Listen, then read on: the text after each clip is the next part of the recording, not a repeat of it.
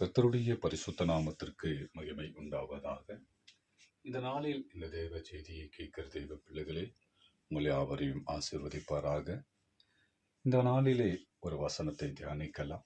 சங்கீதம் 128:2 வாசிக்கிறோம்.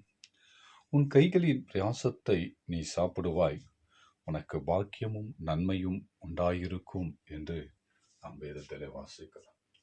இந்த வசனம் அழகான வசனம் தாங்க. நம்முடைய கையின் பிரயாசத்தை நாமளே சாப்பிடணும்னு தான் சொல்லியிருக்கு.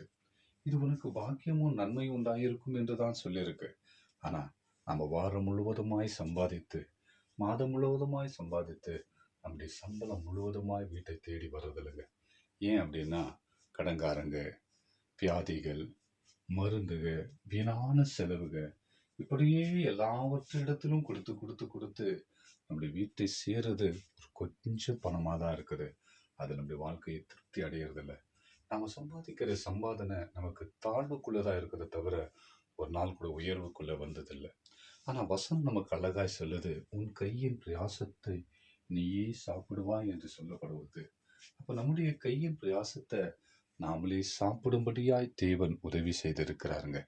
அதனால நீங்கள் யாவரும் தெய்வ சமூகத்தில் உட்கார்ந்து, ஆண்டவரே, என் கையின் பிரயாசத்தை நானே சாப்பிடும்படியாய் நீர் உதவி செய்யும் ஆண்டவரே. எல்லா கடன் பாரங்களும், எல்லா வியாதிகளும், எல்லா வீணான செலவுகளும் எல்லாம் நீங்களும் இயேசுவின் நாமத்தினால் ஆண்டவரே, நான் சுகத்தோடும் பலத்தோடு இருக்கிற ஆண்டவரே, நீர் மனமிறங்கி உதவி செய்யும் ஆண்டவரே.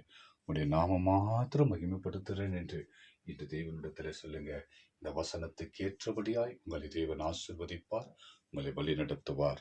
ஆமேன், ஆமேன், ஆமேன்.